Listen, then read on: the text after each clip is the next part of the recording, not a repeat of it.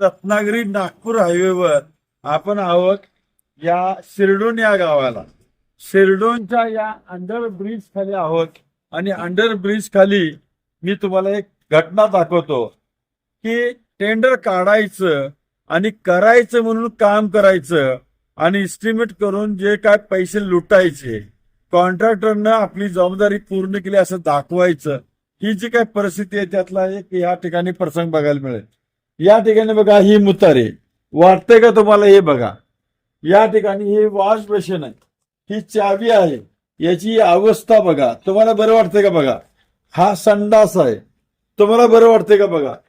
त्यानंतर इकडे बघा, हा दरवाजा आहे, अजून या दरवाजाचं प्लास्टिक निघालं नाही. मी प्लास्टिक तुमच्या समोर काढतो बघा, याचं दरवाजाचं डोअरचं प्लास्टिक निघालं नाही, तरी पण याची अवस्था बघा, याची अवस्था बघा. म्हणजे लाखो रुपयाचं टेंडर तुम्ही काढायचं, नाम मात्र सगळं करायचं. हे करायचं कशासाठी? याला पाणी नाही, काय नाही, काय नाही, उगीच कुठंतरी खर्च करायचा आणि म्हणून टेंडर काढायचं असेल तर हे अत्यंत योग्य नाही. तर मी रोज एक नवीन विशेषच्या माध्यमातून आपल्याला हात जोडून विनंती करतो की असं पैसा मातीत घालू नका, असा जनतेचा पैसा मातीत घालू नका.